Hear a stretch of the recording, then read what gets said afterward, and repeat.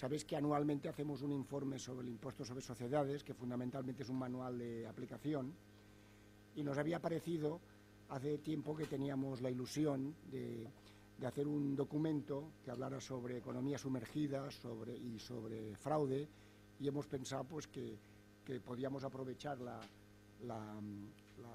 presentación del manual del impuesto sobre sociedades conjuntamente con esto. Esto tiene un peligro, que hablemos de tantas cosas y no hablemos de nada. Vamos a intentar, al menos por nuestra parte, pues ser muy concretos, ¿no? Hoy aquí en esta mesa pues tenemos a los actores de siempre, ¿no? Que es a nuestro amigo Jesús San Martín, que como presidente del Consejo del tema fiscal pues resulta que tiene un gran profesional, al jefe de servicio de estudios, a Luis del Amo, y hoy tenemos a dos invitados que para mí es aparte de son unos grandes profesionales, son unos grandes amigos y unos referentes del análisis de la fiscalidad y de los temas fiscales en España, sin discusión, ¿no? A mi izquierda tengo a Jesús Quintas, que es economista, fue subdirector del impuesto sobre rentas personas jurídicas, es un estudioso habitual de estos temas, es un hombre, bueno, ojalá que tuviéramos muchos como él para estos temas. Y a mi derecha pues tengo a Jesús Gascón, que para mí es una persona que hace un añito o dos, hizo un libro sobre los temas fiscales, fue director general de tributos y es un gran profesional y tal. Entonces, si os parece bien, vamos a hacer primero el tema del impuesto sobre sociedades y después vamos a hacer sobre el tema de la economía sumergida, ¿no? Y con 20 recomendaciones que hará Jesús San Martín. Sobre el tema de la fiscalidad, el tema de la economía sumergida y del fraude fiscal, a nosotros nos sorprende profundamente la poca autoestima que tenemos los españoles respecto a nuestro país, ¿no? Tenemos una visión muy negativa, que si la corrupción es lo que tal, que si la fiscalidad... O sea, todos los informes nos están demostrando que prácticamente la economía sumergida y, por tanto, la pérdida de recaudación está en línea de la mayoría de nuestros países del entorno. La prueba, el botón, ¿no? Es decir, en el último informe de la Unión Europea de la pasada semana sobre recomendaciones del Consejo relativo al Programa Nacional de Reformas del 2017 de España, de la semana pasada, cuando habla del IVA, por ejemplo, cuando hay el apartado número 10, habla del IVA, dice textualmente que aunque los ingresos en el IVA son relativamente bajos en España, dice que fundamentalmente no habla de fraude fiscal, sino habla fundamentalmente por una normativa que hay un número excesivo, según la Unión Europea, de exenciones y tipos reducidos. O sea que si este informe sirve para dos cosas, primero, subir la autoestima de nuestro país respecto al cumplimiento de las normas fiscales, ¿no? Que Jesús pues hemos valorado en que la economía sumergida puede ser alrededor del 16% con las dificultades que hay y una pérdida de recaudación del 2,5 más o menos del PIB, que esto es perfectamente homologable. Si este informe sirve para deslindar los conceptos, fraude fiscal y economía sumergida, y subir un poco la autoestima de nuestro país, pues nos sentiremos muy halagados junto con los 20 puntos. Si os parece bien, empezamos con Luis del Amo, ¿no? Que hacemos los impuestos sobre sociedades y después pasamos a lo otro, ¿vale?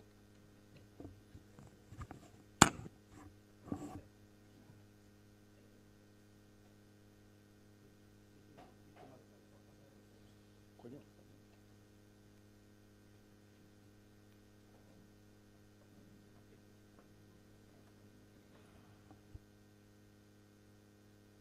Bueno, como desde luego no habéis venido a ver nuestro informe anual sobre la declaración del impuesto sobre sociedades, voy a intentar dedicarle 5 minutos a esto para pasar al tema fundamental, ¿no? Que es el del fraude. Pero bueno, sabéis que lo de sociedades, en fin, las declaraciones empiezan el 1 de julio por lo general y bueno, es importante desde luego para nuestro colectivo y bueno, para muchas entidades, ¿no?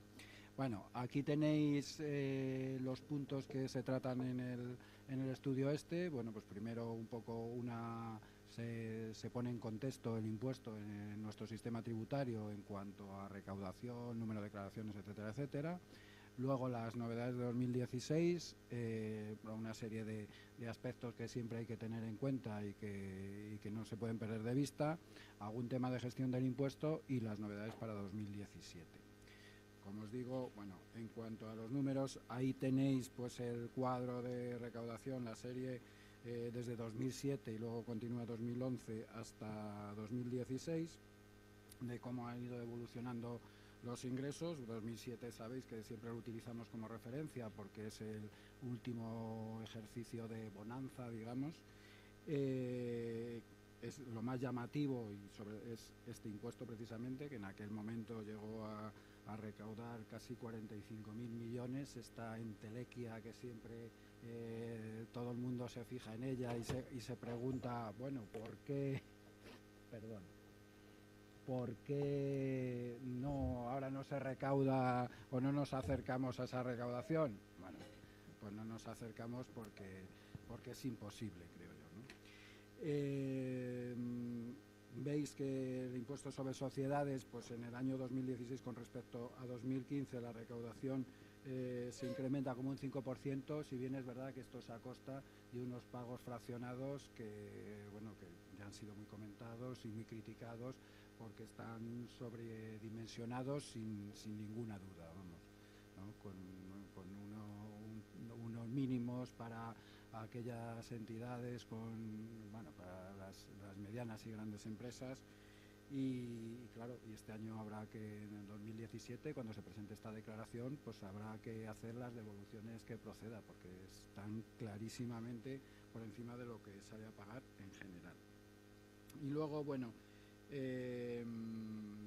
sí que hay un rebalanceo de impuestos directos e indirectos, leve, pues si hablamos del año 2007, y también teniendo en cuenta que en esto incide mucho aquella de recaudación de sociedades, que desde luego es a todas luces excesiva, porque nosotros entendemos que en el contexto actual, recaudaciones del impuesto sobre sociedades, pues por encima de los 22.000 millones o por ahí, pues va a ser muy difícil. Bueno, si van creciendo los beneficios, se van reabsorbiendo los créditos fiscales, etcétera, etcétera, pues bueno, se irá incrementando, suponemos, ¿no? Bueno, aquí tenéis el cuadro donde se ponen el número de declarantes. Como veis, el número de declarantes solamente ha habido un ejercicio en que baja muy poquito, que es el ejercicio 2009, y esto desde luego es sorprendente cuando la mortandad real de empresas durante la crisis fue importantísima. ¿Qué creo yo que indica esto? Bueno, pues que hay una serie de empresas que se quedan sin actividad o prácticamente sin actividad y no se liquidan, ¿no? Probablemente obedezca a esto. Tenemos un problema con el censo de las sociedades. O sea, más del 50% tiene ingresos por debajo de 60.000 euros anuales y 2/3 por debajo de 150.000 euros. La pregunta sería, ¿merece la pena utilizar un vehículo societario cuando nuestra actividad empresarial genera estos importes de ingresos? Yo creo que sería la pregunta. 7 de cada 10 entidades declara bases negativas y 1 de cada 4 están inactivas. Y bueno, en cuanto al ranking de beneficios fiscales, pues tenéis en el estudio un cuadro donde están todos los beneficios fiscales según presupuestos y lo que cuesta cada uno de ellos. Os pongo ahí que el primero es el I+D y el segundo la reserva de capitalización. En cuanto a novedades de 2016, bueno, pues yo destaco 3 que además han sido en muchos casos criticadas por las empresas, porque desde luego desde el punto de vista recaudatorio y no sé si desde el punto de vista de capacidad contributiva y tal, pues les hace bastante daño. En el primer punto, la revisión por quintas partes de las pérdidas por deterioro deducidas en ejercicios anteriores a 1 de enero de 2016 es una errata, es anteriores a 1 de enero de 2013. ¿Vale? Luego, bueno, sabéis que se reincorporó la limitación para las empresas con importe neto de cifra de negocios de 20 millones de euros y más todavía para las que tienen más el importe de la cifra de negocios supera los 60 millones a compensar las bases imponibles negativas, y se introdujo también en el Real Decreto Ley 3/2016, con efectos ya 2016, unas limitaciones para este tipo de entidades, para grandes y medianas empresas, a la deducción, a las a deducir las deducciones por doble imposición, sean del ejercicio, sean de ejercicios anteriores, sean cuando se reciben rentas de entidades residentes o no residentes. Cuando es de entidades no residentes, bueno, esto también sabéis y lo habéis puesto muchas veces en la prensa, que puede tener problemas con nuestras normas, con los convenios de doble imposición, ¿no? En cuanto a aspectos para tener en cuenta, tenéis en el documento, tenéis muchísimas cosas, hablamos de amortizaciones, de provisiones, de tal. Simplemente os pongo ahí esa resolución del Tribunal Económico Administrativo Central, porque es muy importante, creo yo, a la hora de declarar cuando una empresa tiene bases imponibles negativas. El criterio administrativo, todo lo que puede ser, podemos opinar lo contrario, lo que sea, pero va a ser el criterio que nos van a aplicar, es que si tenemos bases negativas y no las compensamos a tope con el total de la base positiva del ejercicio iniciado en 2016, que es el que vamos a declarar ahora, en el caso de que nos comprueben y se haga en una base mayor, no vamos a tener la posibilidad de aumentar nuestra compensación de bases imponibles negativas. Incluso en el caso de que nosotros presentemos una complementaria, ocurrirá lo mismo, porque se está entendiendo que esta es una opción y que es una opción irrevocable. Por supuesto, si no declaramos, se entiende que no hemos querido compensar bases imponibles negativas. ¿De acuerdo? Cuidado con esto. En cuanto a temas de gestión, pues nada, simplemente que se ha sacado del modelo 200 la información que se exigía sobre las operaciones vinculadas, y esta información pasa a un nuevo modelo que está pendiente de aplicarse, el número 232, está en la página del Ministerio y de la Agencia, me parece que está la orden, el proyecto de orden que lo aprobará, y que, bueno, en el caso de operaciones vinculadas, las pymes tienen unas obligaciones de documentación reducidas y las pueden cumplir con un documento normalizado que la agencia tributaria les dé. Este documento normalizado estaba incluido también en el modelo 200 del ejercicio 2015. Si se ve el modelo 2016, no está ahí.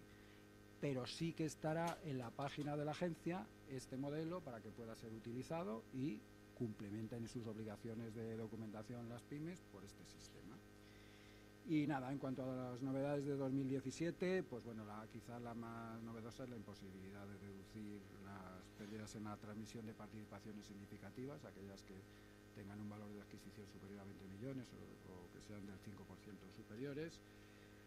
Tampoco la cartera de negociación cuando sean también participaciones significativas. Y bueno, la imposibilidad de deducir las pérdidas en la transmisión de establecimientos permanentes si no es por cese. Y yo con esto me callo y pasamos al tema del fraude, que será Jesús Quintas el que los pondrá en un principio. Sabéis que el impuesto social, en el coloquio este año es el momento que hay esta tensión de tesorería y de liquidez, que ha generado estos cambios, ¿no? Y esto es un tema que, si queréis, después hablamos. Sabéis que los cambios provocaron una gran tensión de liquidez en las compañías y, por tanto, es un tema que podemos ver, ¿no? Vale. Y es el segundo año también es el segundo año de aplicación de los cambios en impuestos a sociedades, ¿no? El 2015, el 2000 y el primer año, segundo 16, todo el tema de las pymes, del fondo de las pymes, que es un tema que podemos debatir después. Vamos ahora al tema de economía sumergida y fraude, y nos comprometemos todos a ser un poco escuetos, porque después podamos hablar todos. Y yo digo porque para que ellos puedan preguntar, y entonces, don Jesús. Bueno, yo me comprometo, pero no solo ser como los políticos, no siempre cumplo. Bueno, vamos a ver. El primer problema que existe cuando hablamos del fraude fiscal, ¿no? Muchas veces decimos sin más el fraude, es la definición. Porque es una cosa de la que se habla mucho. Normalmente los que hemos tenido el privilegio y también el peso de haber sido funcionarios de Hacienda, pues yo creo que eso forma parte un poco de nuestro cerebro, ¿no? Está ahí influido por el tema del fraude, ¿no? Y una cosa que se ve y, es decir, y que hemos vivido, pues cuando, vamos, en mi caso, cuando estaba en activo, pues es que no nos ponemos de acuerdo ni siquiera los profesionales en qué es fraude. Yo os voy a empezar dándoos una definición un poco poética, pero porque ayuda a entender algunas cosas. Mira, el fraude es como la sombra del impuesto. Y entonces dices, bueno, ¿cuándo hay más sombra y cuándo hay menos sombra? Pues fijaros, desde luego, cuando hay poca luz, todo es sombra. Es decir, si estamos en un país o en una economía pues poco desarrollada, donde hay dificultad para recopilar la información o y con bajo nivel de rentas o pocas empresas, pues normalmente será casi todo economía sumergida. Y por lo tanto, fraude. Ahora bien, supongamos que es de día. Es decir, en los países más o menos desarrollados, ¿no? Es de día.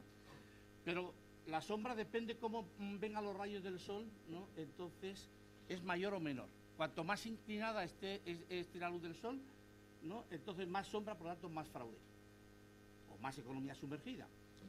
Bien, pues esto nos da entonces, y es mínima la sombra, pero siempre hay algo de sombra, o por lo menos, salvo por un segundo, que es cuando el sol está justo, cae perpendicular sobre el objeto, ¿no? Y entonces, y aún así normalmente suele haber algo de sombra. Bueno, para mí ese sol es, digamos, la aplicación, el funcionamiento del sistema, tanto desde el punto de vista jurídico como desde el punto de vista económico. Si se inclina la luz hacia cualquiera de los lados, de alguna manera el fraude, la economía sumergida se incrementará. Y entonces, para mí, por eso esta definición un poco poética sirve para, de una manera intuitiva, ¿no? Que nos hagamos, es decir, que no es cuestión muchas veces de mucha regulación, de muchas actuaciones represivas. Eso per se elimina el fraude. A veces produce, curiosamente, el efecto contrario. Bien, entonces eso es lo primero.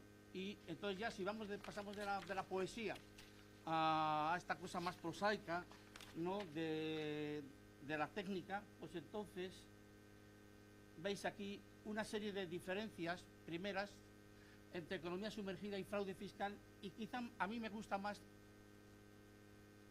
esto. Estas son las 4 definiciones tipo que hay de economía sumergida. Y que esto viene, fijaros, esto yo lo he tomado de un libro canadiense del año 97, pero es todavía anterior a eso. Ya antes de ese libro ya existían estas 4 definiciones. Y eso es importante porque la mayor parte de los estudios que se hacen están orientados hacia una de esas definiciones. Entonces, y ya anticipo algo, la mayor parte de los estudios que están hechos, digamos, que hoy en día conocemos, ¿no? Cuando salen por ahí diciendo, es que hay un señor austriaco, efectivamente, el profesor Schneider, y que ha hecho, yo creo que en compañía de otros, pues probablemente a lo mejor ha hecho el 80% o más de las estadísticas sobre economía sumergida y fraude. Bueno, pues aunque él en algún libro dice que la definición más cercana a fraude es la número 3, sin embargo, casi todos sus estudios lo que tratan de estimar realmente es la definición número 2. La definición número 2 es una definición de economía sumergida, es decir, son operaciones simplemente que no están detectadas a efectos del PIB. Tan sencillo como eso. Mientras que en la 3, fijaros que es operaciones que no son detectadas por las autoridades fiscales. Bien, y con todo, esa definición número 3 no es la verdadera definición del fraude fiscal. Porque, por ejemplo, si en el impuesto sobre la renta las personas que tienen menos de cierto nivel de ingreso no tienen que declarar, esa es una información que no detecta la administración tributaria, es decir, lo que corresponde a sus contribuyentes. ¿Y eso es fraude? No, porque hay una norma jurídica que dice que esos señores no están obligados.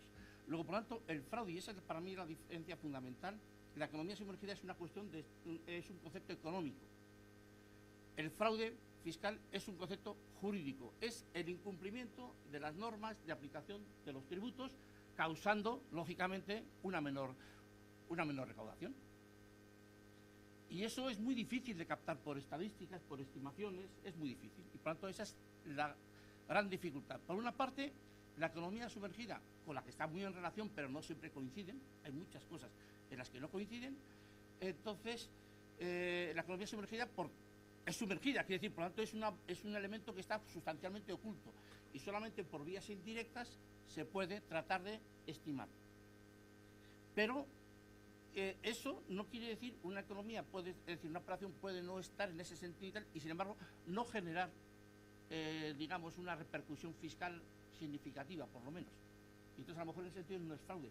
Y puede haber un fraude, incluso con operaciones declaradas. Por poner un ejemplo de ayer, de estos que os han servido para llenar titulares, ¿no? Una determinada persona dicen que ha cometido un delito fiscal por unos determinados ingresos. No tengo que especificar más, ¿no? Bien. Entonces, ahí no hay economía sumergida. Todo por lo que yo he leído, de lo que habéis publicado vosotros. O sea, yo no tengo más información que la que os he leído a vosotros. Entonces, o sea, eso os sirve de paso para que pueda desmentir algún rumor de que yo me iba a encargar de la defensa. No, simplemente no estoy en el equipo. Bien, entonces, quiero decir con eso, por lo que yo he leído, ahí no ha habido ningún tipo de ocultación.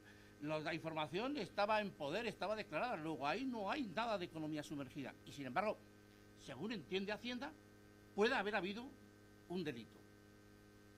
Lo tendrá que decirles en un momento los tribunales. Y eso es otro problema.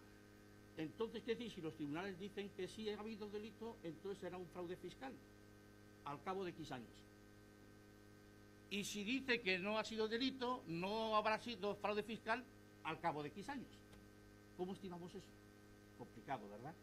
¿Entendéis, por lo tanto, cuáles son esos problemas? Hay un problema de definición y problemas de que hay cosas que son, y problemas de detección, por decirlo así, que son diferentes los que afectan a la economía sumergida de los que afectan al fraude. ¿Coinciden en muchos casos? Sí, pero no del todo. Así, para fijaros, el profesor Schneider, que en sus estimaciones últimas considera que al menos hay una desviación entre el 35 y el 40% entre la estimación de economía sumergida según la definición 2 y la que podría ser de fraude según la definición 3. Más o menos. Entonces, claro, pues eso ya, sin entrar a discutir sobre si ese coeficiente está bien determinado o no está determinado, si está diferenciado por países o no está. Simplemente, pero bueno, es el mejor dato que tenemos. Por lo tanto, como no es el mejor dato que tenemos, pues es el que tenemos que utilizar. ¿Vale? Por lo tanto, ese es el aspecto importante. Entonces hemos dicho que es el tema de la definición, el problema de la objetividad, ese sesgo que se puede producir bien en las normas o bien en la aplicación de las normas, el problema de que la economía sumergida es una cuestión de economía y el fraude es una cuestión de derecho. Y el gran problema de medir lo oculto. Todos esos son los problemas. Para ello, luego si encima queremos establecer comparaciones, pues claro, queremos indicadores que sean homogéneos y rápidos. Pues en este tema es complicado, no hay. Hasta ahora se ha estado desarrollando, precisamente a partir de este profesor, el profesor Schneider, se ha estado desarrollando métodos basados en los flujos monetarios y en el PIB, hacer una serie de indicadores. El problema de los indicadores es que hay que ver cómo están elaborados. Y resulta que están elaborados muchos de ellos sobre la base de las estadísticas que ha preparado cada uno de los países, pero sin asegurarse de que estén hechas con criterios homogéneos, lo cual ya nos plantea unos ciertos problemas. Entonces, ese es uno de los problemas que tenemos en esos indicadores. Luego, es muy difícil estimar digamos, las variaciones interanuales, que es lo que más nos importa, porque para ver si la economía sumergida o el fraude, si va a mejor o a peor, hay que ir viendo las variaciones anuales. Bueno, pues las variaciones anuales resulta que son muchas veces casi insignificantes en estas estimaciones y que las variaciones más altas es cuando ha habido un cambio de metodología. Con lo cual eso nos hace muy difícil el poder hacer un seguimiento. Y luego hasta los propios creadores o impulsores de estas metodologías han terminado admitiendo que hay sobrevaloración. Una sobrevaloración, insisto, superior al 33%. O sea, entre el 35 y el 40%. Bueno, pues en esas condiciones, en fin, comprendéis que tenemos un problema. Entonces, los restantes sistemas que hay, en la Unión Europea se está impulsando ahora lo que es el método del tax gap, ¿no? La brecha fiscal, que habréis oído probablemente algunos, ¿no? Traducido así a nuestro idioma. Bien, la brecha fiscal, la idea tiene una parte positiva, puesto que parte de un planteamiento mucho más analítico, no busca tanto el PIB, sino que busca establecer, determinar qué tipo de mecanismos o de sectores o de problemas pueden producir, o parece que pueden ser más propicios al fraude fiscal. Y entonces en eso se trata de establecer correlaciones entre lo que se recauda y lo que se debería recaudar, ¿vale? Y a partir de ahí, pero se va a un procedimiento más analítico. Es una evolución, problema que tiene eso para generalizarlo y obtener respuestas rápidas es muy complicado. En el IVA más o menos se puede hacer a nivel comunitario porque tenemos una metodología de captación y obtención de información que está aceptada por todos los estados, que se aplica. A mí esa metodología, quiere decir, me parece muy cómoda para esos estudios, pero no tanto para analizar desde el punto de vista de recaudación, de gestión fiscal, es decir, los datos, pero bueno, bien, ahí está. El problema no es el dato de la recaudación, el problema es con qué lo comparamos. Y lo comparamos con datos de contabilidad nacional. Con lo cual tenemos y la contabilidad nacional no mide algunas partidas de consumo, sobre todo, de la misma manera que lo mide la norma tributaria. Y entonces ya tenemos y sobre todo hay diferencias de imputación temporal. Es decir, a lo mejor, a efecto de contabilidad nacional, hay partidas, sobre todo las que tienen que ver con inversiones y cosas de ese estilo, que se computan en un periodo, y sin embargo, pues entonces a efectos fiscales se computan en otro. Y entonces eso puede producir diferencias que puedes atribuir erróneamente a fraude cuando no lo es. Bien, entonces, y algunos problemillas más, no quiero cansaros, pero quiero decir que eso, entonces hay unos problemas de que, y lo que nos dan, el resultado que nos dan es una pérdida de recaudación teórica entre el impuesto, tal como la recaudación real, y si el impuesto no tuviera exenciones ni tipos reducidos, que es lo que venía a decir ahí ese informe de la Unión Europea. Claro, no es fraude fiscal el que existe en que la gente aplique el tipo reducido que establece la ley. Por lo tanto, esa brecha fiscal no se puede tomar como indicador del fraude. Y cuando se hacen los ajustes, más o menos lo mejor que se puede, pues se ve que, a pesar de las escandaleras que se montan, el fraude fiscal en el IVA, en casi todos los países, digamos, de los antiguos 15, para entendernos, pues está en niveles bastante bajos, por debajo del 5%. Entonces, que eso tiene que ver luego con la estimación que nosotros hemos hecho de IVA. Bueno, entonces, y luego ya hay otra serie de sistemas que están basados en partir de la recaudación e empezar a intentar ir subiendo hacia arriba de la mejor manera posible. Esos se han utilizado en Canadá, se utilizan en Estados Unidos, se utilizan en los países anglosajones, en el Reino Unido. El problema es que se tarda mucho en hacerlos y al final lo que suele ocurrir es que no se continúan. Se hace un informe hoy, a lo mejor se hace otro dentro de 3 o 4 o 5 años y entonces no ves un vídeo, sino que ves algunas fotos, ¿no?, de cómo eras hace 5 años, de cómo eras hace 2 años, de cómo eres ahora. Entonces pierdes un poco el seguimiento de lo que ha ocurrido entre medias, ¿no? Bien, y ese es el problema que tenemos. A partir de ahí, creo que todos os habéis hecho eco más de una vez de las estimaciones de fraude en España son 70.000, 80.000, 100.000 millones de euros. Bueno, sencillamente no son verdad. Así de claro. Están basadas en un informe del año 2012 de un autor inglés, que a su vez toma unos datos de los índices de Schneider del año, me parece que era de 2010. Y entonces, y que Schneider ha modificado 3 veces desde entonces. Pues, y encima donde equipara economía sumergida a fraude, sin aplicar ningún corrector, ni siquiera es el 35%. Cuando se ha hecho eso, pues entonces tenemos, y ahora vamos aquí a si acierto bien, aquí, que es esto es decir, al final, lo otro es información, pero que si nos ponemos a explicar esto sí que nos tardamos ahí, nos tiramos aquí el día y parte de la tarde. Entonces, ¿veis? Ahí están las famosas estimaciones de 72.709 euros para España. Eso, según como luego vayas actualizando, pues suma 80.000, e incluso ha habido en algún momento algún intento de estimación de 100, por encima de los 100.000, lo cual eso es, sinceramente, no tiene sentido ninguno. Pero, y ahí ya se hace, fijaros que simplemente es la economía sumergida, la aplico, la presión fiscal y ya está.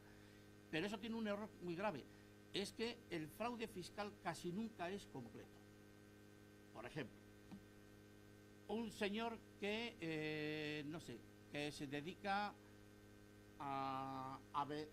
del top manta, ¿no? Que se dedica a vender ahí estos CDs y DVDs por la calle. Ese señor es economía sumergida, ¿vale? Bien, ¿qué impuestos defrauda ese señor? Pues fijaros, el IVA, yo como digo, al Carrefour vamos todos. Es decir, a comprar las necesidades corrientes vamos todos, y ahí estamos pagando nuestro IVA y estamos pagando una serie de impuestos.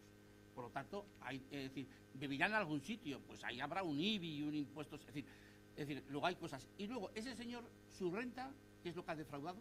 Si tuviese que pagar, ¿cuánto pagaría? Pues a lo mejor nos lleva una sorpresa de que no pagaría nada, o a lo mejor pagaría 100 euros o 200 euros. Luego su nivel, luego todo eso, es decir, el porcentaje de impuestos de fraude que corresponde a ese señor, pues a lo mejor estamos hablando de un 2%, no es un 30%. Por lo tanto, y eso incluso lo podemos ir viendo en operaciones, incluso estas de las operaciones carrusel, pues no, es decir, el fraude no suele ser, es decir, no es completo. Hay una parte de IVA que a lo mejor no se paga, pero otra parte sí, y se paga sociedades, y se pagan retenciones. Es decir, luego, por lo tanto, tomar ese indicador es excesivo. Nosotros, como veréis, hemos tomado, en ese sentido, un tipo más moderado, que es un 25%, que es casi el efecto de quitar el no fraude en IVA. Y con eso, más o menos, es más o menos la diferencia que hay en esos 5 puntos. Hemos tenido que, en fin, hacer un poco así, eso es cierto, pero bastante razonable. Bueno, 72.000. Fijaros que ya cuando vamos a las versiones últimas que hace el profesor Snyder, pues entonces ya está diciendo que, bueno, la economía sumergida ajustada, pues se fija que podría ser hasta del 11,6. Y estamos entonces, y hablamos de pérdida de recaudación bajo esas hipótesis del 3,7%, cosas de ese estilo. Pero hay un problema, y es que esas estimaciones están hechas sobre una economía sumergida para España del 19%. Pero la última estimación que hace el mismo profesor Snyder, fijaros, la primera estaba hecha en marzo, en 2016, 3 marzo, la segunda es en septiembre, en 6 meses. Eso hace una nueva revisión y esa que lleva a un 16%. Si a partir de ese 16% aplico los mismos métodos de ajustes que he aplicado antes, entonces vemos que esos 40.000 millones, que esta versión que a veces habéis oído como versión más moderada, pues pasa a ser de unos 26.000 millones. Que es una estimación que, con toda modestia, que no hemos hecho, como veis, grandes desarrollos matemáticos ni econométricos, simplemente es revisar los datos que hay, verlos y a desarrollarlos de una manera coherente. Y ese ajuste que hemos puesto, que no, en lugar de utilizar la presión fiscal, utilizar algo menos, porque evidentemente no todas las partidas que son fraude han ocultado la totalidad de los impuestos, por lo tanto tiene que ser un poco menos. Y hemos hecho esa corrección a un 25%, y eso nos da en torno a 26.000. No decimos que eso sea el fraude, pero creemos que es una estimación más realista que las anteriores. Y además que tiene y guarda relación, además, una bastante coherencia con los datos, que con las salvedades que dirá mi tacayo Jesús Gascón enseguida, pues sobre las estadísticas de recaudación por actuaciones correctoras de la agencia tributaria, que son 15.000 más o menos, ¿no? Las últimas cifras. Pues sí da una aproximación bastante razonable. Y pues nosotros creemos que 26.000 es una estimación desde luego más realista que las anteriores, y que el fraude muy probablemente no parece que vaya a estar por encima de eso, y más bien hay más posibilidad de que esté por debajo que por encima de eso. Y aquí me paro para no enrollarme más. habla de... nos hará pensar un poquito sobre las causas, ¿no? Sobre las causas, ¿no? del fraude y directamente de la economía sumergida, ¿no? Y después pasaremos a las medidas correctoras, ¿no? Que es otro Jesús.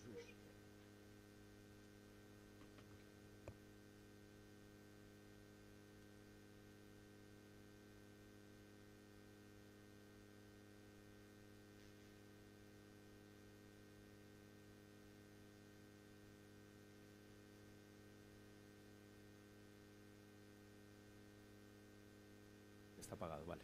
El estudio que ha hecho Jesús Quintas es extraordinario, muy exhaustivo, la verdad es que es absolutamente pormenorizado y, por supuesto... ¿Oís o no? No sé, no entra bien el sonido. Pues ponte aquí, después ya te pones. Bueno. No. ¿Oís o no? A ver, siéntate, a ver si... A ver, sí, este sí, siéntate aquí, ya te pongo yo todo esto. Claro, sigamos. Bueno. Cuidado con las gafas. No, bueno, esto sí que es importante. Compramos otras. ¿A qué tipo? A ver si vamos a tener un problema. Bueno, como comentaba, el estudio de Jesús es un estudio absolutamente exhaustivo y pormenorizado y poco hay que añadir. Realmente tenemos un serio problema de medición del fraude fiscal, empezando porque conceptualmente es muy difícil ponerse de acuerdo qué significa ese término. Porque si metemos la intencionalidad por medio, como solemos hacer cuando hablamos en términos coloquiales, pues claro, la dificultad de medición es todavía mayor. Porque si yo me equivoco y declaro una cosa en el año 2016, en lugar de declararlo en el año 2015, pues para el común de los ciudadanos yo no estoy haciendo ningún fraude, no estoy cometiendo un fraude, simplemente me estoy equivocando en mi declaración. Entonces, bueno, pues eso complica todavía más las mediciones. La cuestión es que nos encontramos con un abanico de opciones estudiadas por distintos autores que llegan a conclusiones absolutamente variopintas y quizá la pauta general que podemos observar en los distintos estudios que se van presentando es que cuanto más se repiten en el tiempo y más rigurosos son, es decir, cuanto más están sometidos a procedimientos contradictorios de contrastar la información con otra gente, pues el porcentaje de fraude o de economía sumergida va disminuyendo. Porque como los problemas metodológicos son muy grandes, claro, es muy fácil que se produzcan descuadres entre la información macro que suelen utilizar los investigadores y la información fiscal. Si no se depuran esos errores, pues podemos llegar a porcentajes desconcertantes. Además, las variaciones en el tiempo, como adelantaba Jesús, son enormes. El propio estudio de la Comisión Europea, o el que está utilizando la Comisión Europea sobre el tax gap, pues que en estos momentos pone de manifiesto que el fraude en España podía estar en torno a un 8,8% en este impuesto, en el impuesto sobre el valor añadido, pues en algún momento llegó a ser ese fraude estimado del 35% y en algún momento llegó a ser del 1%. Es decir, que bueno, están siguiendo una especie de sistema de prueba-error que poco a poco van perfilando y que en estos momentos pues probablemente sea más acertado de lo que fue en el pasado. Este tema es crucial porque la Comisión Europea está empezando a utilizar los estudios para legislar. El ECOFIN del 21 de diciembre estudió una propuesta de directiva de IVA en la cual se autorizaba a algunos Estados miembros a aplicar medidas normativas tales como la generalización de la inversión del sujeto pasivo, siempre y cuando su tax gap, calculado de acuerdo con estos estudios, superase un porcentaje determinado. Es decir, si los estudios se van a convertir en fuente del derecho, bueno, pues habrá que aportar el mayor rigor posible a estos estudios. Y en estos momentos pues hay una clara carencia al respecto. Por otro lado, el relacionar los estudios que estiman el fraude fiscal o la economía sumergida con los resultados de la administración tributaria pues es muy difícil, ¿no? Porque, claro, los resultados que presenta la administración tributaria, y esto evidentemente no lo digo en nombre de la agencia tributaria donde trabajo, sino a título particular, ¿no? Pero yo creo que lo que voy a decir pues no se aleja nada de lo que todos tenemos en la cabeza. Los resultados que presenta la administración tributaria son resultados generales de su actividad. Y aunque normalmente definimos esos resultados como de lucha contra el fraude, engloban absolutamente todo. Es decir, ¿qué pasaría si no existiera la agencia tributaria? Pues pasaría que se tramitarían devoluciones improcedentes, pasaría que no se regularizarían conductas, pasaría que no se impondrían sanciones, pasaría que no se corregirían errores cometidos por los contribuyentes, pero intentar comparar esas cifras globales con las estimaciones del tax gap, del fraude o de la economía sumergida nos lleva a inconsistencias metodológicas. Por ejemplo, si la agencia tributaria o la administración tributaria de la Comunidad de Madrid o la Hacienda Foral o un ayuntamiento, porque todos ellos son administraciones tributarias, y cualquiera de ellas sanciona a un contribuyente por un incumplimiento, esa sanción evidentemente figura entre los resultados obtenidos por esa administración de lucha contra el fraude. Pero esa cifra no tiene nada que ver con el tax gap. Esa cifra es una sanción adicional a la cuota que dejó de ingresar. Por tanto, es muy difícil comparar unas cifras con otras. Bueno, más allá de estos problemas metodológicos y de toda esta larga introducción que hemos hecho, pues ahora vamos a entrar en un aspecto que yo considero determinante y que va a servir también para darle la palabra a Jesús, que va a contar lo verdaderamente relevante, que son las medidas que pueden ayudar a reducir el fraude fiscal. Lo que tenemos que tener en cuenta son las variables que influyen en el nivel de fraude que existe en nuestro país. En primer lugar, tenemos un problema de conciencia fiscal. En las encuestas, un 20% de los ciudadanos responden que el fraude en ciertas condiciones está justificado. Claro, esto es tremendamente peligroso. Un 20% de los contribuyentes, de acuerdo con su manera de ver las cosas, si tiene oportunidad va a defraudar. Esto es lo que quieren decir las encuestas, ¿no? Por tanto, bueno, nos queda mucho recorrido en educación tributaria y en concienciación de los ciudadanos de la importancia de pagar los impuestos, y esto nos concierne a todos, incluyendo a la sociedad civil. En segundo lugar, el ciudadano tiende a considerar su contribución pública como una relación de doy y tú me das. Es decir, no podemos ignorar la repercusión que tiene la gestión del gasto público y la percepción que tengan los ciudadanos sobre si el gasto público se está gestionando adecuadamente, el nivel de corrupción, etcétera. Es decir, cuanto más rigurosas sean las administraciones públicas en la gestión y en el control del gasto público, mayor será la aceptación social de los impuestos. Por otra parte, no tenemos que ser ingenuos. Aunque se dieran todas estas condiciones favorables, desde luego, si la administración tributaria no es capaz de trasladar una percepción de riesgo a los ciudadanos, la posibilidad de incumplimiento será mayor. El miedo a ser descubiertos, desde luego, es un factor muy importante que hace, pues como se suele decir, que el miedo guarda la viña. Es decir, que el ciudadano cumpla porque, entre otras cosas, tiene miedo a una posible regularización por parte de la administración. Por supuesto, esto no solo se traduce en actitudes vía de control, vía represiva por parte de las administraciones tributarias. También influye el hecho de que cada vez se firmen más convenios internacionales y acuerdos internacionales para que las administraciones tributarias obtengan información y, por qué no decirlo, la creciente utilización de medios de pago que dejan rastro. Cuanto más se utilizan las tarjetas de crédito y otros sistemas que quedan registrados en lugar del uso de efectivo, pues mayor es la facilidad de control que tiene la administración tributaria y, en consecuencia, el contribuyente teme ser descubierto y su cumplimiento tributario mejora. No solo hay que pensar en aspectos operativos de las administraciones tributarias y en la percepción que pueda tener el contribuyente, sino también, bueno, aspectos que no están suficientemente debatidos en nuestro país, como por ejemplo, qué tiene que hacer un contribuyente cuando descubre que se ha equivocado. Haces la declaración de la renta de este año y te das cuenta de que el año pasado la hiciste mal. ¿Qué hay que hacer? Evidentemente, regularizar. Lo que tenemos que pensar es que si el sistema de regularización en estos momentos es atractivo o no es atractivo para el ciudadano. Si le decimos a un contribuyente que se equivocó el año pasado y dejó de ingresar una renta, que tiene que pagar un recargo del 20% y además intereses de demora, pues tal y como están los intereses de mercado, yo no sé si su propensión a regularizar va a ser la idónea. Y además es muy importante cuál es la distancia entre regularizar voluntariamente y el coste que ello tiene y el coste que tiene el que te descubra la administración y te pueda sancionar. Si disminuye lo que tienes que pagar en una situación y en otra, la propensión a regularizar disminuye. Es decir, yo creo que también sería necesaria una reflexión sobre este punto para que exista un sistema de regularización, pues, que sea adecuado y que esté adaptado a los tiempos actuales y que incluso tenga en cuenta el factor inflación, que no deja de ser decisivo. Insisto, pensando en el contribuyente que se equivoque, lo que quiere hacer es regularizar espontáneamente y no en otro tipo de situaciones de fraude más complejas. Otro aspecto clave es el normativo. Bueno, si las normas son claras, si las normas son estables, desde luego se favorece el cumplimiento voluntario, eso no hay ninguna duda.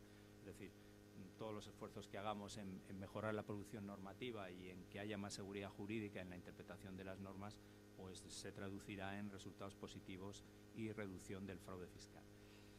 Y por otra parte, pues también nos tenemos que plantear el problema de la litigiosidad. Quiero decir que en estos momentos, pues otro factor que es analizado por el contribuyente, si mis posibilidades de recurrir y ganar ese recurso son altas, pues evidentemente voy a materializar el correspondiente recurso, y esto también afecta en el nivel de ingresos que se van obteniendo. Es decir, hay que buscar fórmulas que reduzcan la litigiosidad. Y por supuesto todo esto está muy relacionado con el ciclo económico, es decir, cuando vemos los estudios, pues claro, si hablamos del año 2010 estamos hablando de la prehistoria.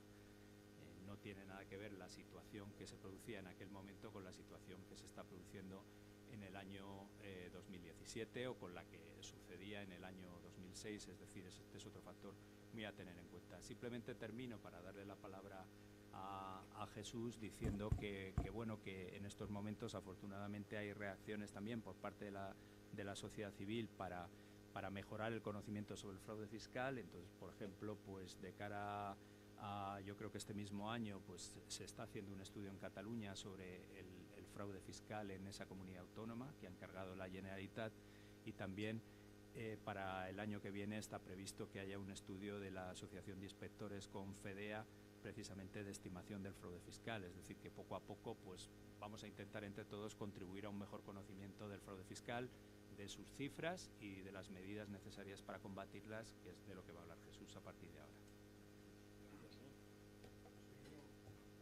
¿Se oye bien este micro? ¿Se oye bien? Sí.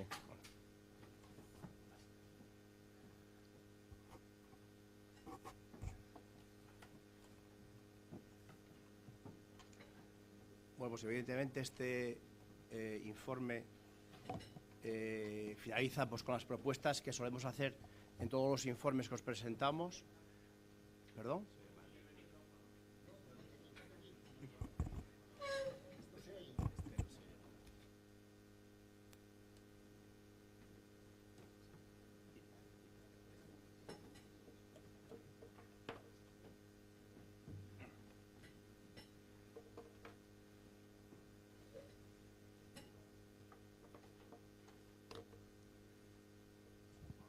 ¿Se me oye ahora? ¿Se oye? Vale. Bueno, pues como os decía, siempre nuestros informes acaban con unas propuestas, en este caso pues son las propuestas para reducir el fraude, que yo creo que Jesús Gascón pues ya entrevió alguna de ellas, ¿no? Yo creo que hay que agradecerles, bueno, yo como presidente de REA, pues por supuesto a Jesús Quintas por el trabajo profundo que ha hecho y a Jesús Gascón por su colaboración. En relación con las propuestas, en fin, en realidad son propuestas para reflexionar todos. Yo creo que la sociedad, como decía Jesús Gascón, tiene que reflexionar sobre el tema del fraude, y nuestras propuestas para la reflexión son las siguientes, ¿no? Bueno, en primer lugar, y como declaración de principios, en fin, no existen recetas mágicas para erradicar el fraude fiscal. En fin, se lleva muchos años trabajando en la lucha contra el fraude, y aquí lo lógico es aplicar la experiencia y, sobre todo, adaptarse a la realidad, puesto que la realidad es muy cambiante y las situaciones de fraude van cambiando. Hay nuevos negocios, nuevas maneras de vender, en fin, y esto yo creo que la agencia tributaria y la sociedad en general tiene que darse cuenta que esos cambios influyen también en el fraude fiscal, ¿no? Siempre que se plantea medidas para rebajar el fraude fiscal, siempre se habla de intentar educar y concienciar a la población en el cumplimiento tributario. Bueno, pues un poco es esta propuesta, ¿no? En este caso resaltando pues no solo el papel de las administraciones, sino el papel que también tiene que jugar la sociedad civil en esta lucha contra el fraude. Es verdad que en relación con algunas noticias que se publican o las noticias que se dan en relación con el fraude, no ayuda ese sensacionalismo de cifras y de datos y de manera de presentar el fraude, ¿no? Es decir, yo creo que en ese sentido habría que ser un poco más exquisito la presentación, o sea, o su tratamiento de algunas noticias en relación con el fraude y profundizar un poco en lo que es, ¿no? el concepto, como un poco hemos hecho hoy aquí, ¿no? Bueno, también en relación con el fraude, nuestra propuesta es que hay que mejorar la forma de trabajar de las agencias tributarias. Y en este sentido, pues creo que hay que perfeccionar la información que tienen, cuidando, por supuesto, la formación de sus empleados, puesto que son ellos los que dan un poco a veces los criterios a los ciudadanos para el cumplimiento de las obligaciones tributarias, y por supuesto trabajando todas ellas de forma coordinada, porque a partir de ahora, con tantísimas autonomías, con controles y con departamentos de inspección y de gestión, bueno, pues coordinar toda esa información pensamos que es fundamental en la lucha contra el fraude. Bueno, una cuestión que también pensamos que es importante es reflexionar sobre la posibilidad de aprobar un estatuto para la agencia tributaria, ¿no? Llegando a un consenso político en este sentido, en cuanto a su régimen jurídico, estrategia, tamaño, y tomando en consideración que este organismo presta una gran una variedad de servicios a toda la sociedad española, ¿no? Yo creo que es un poco una reflexión para futuro, ¿no? Es decir, cambiar un poco el estatuto de la agencia tributaria. Un poco también lo que contó, lo que dijo antes Jesús Gascón, ¿no? Es decir, que el resultado de las comprobaciones administrativas tiene que estar basadas en expedientes sólidos. Es decir, los contribuyentes en este sentido, cuando ven que realmente hay muchos criterios y que esos criterios los puedes ganar fácilmente en los tribunales, hombre, pues la competitividad aumenta y tu capacidad para incrementar el fraude aumenta. Luego, por tanto, creo que las agencias tributarias deberían de cuidar muchísimo cuáles son los procedimientos de comprobación y el resultado de esa comprobación formalizado en esas actas o lo que fuese, ¿no? Tienen que ser expedientes sólidos, ¿no?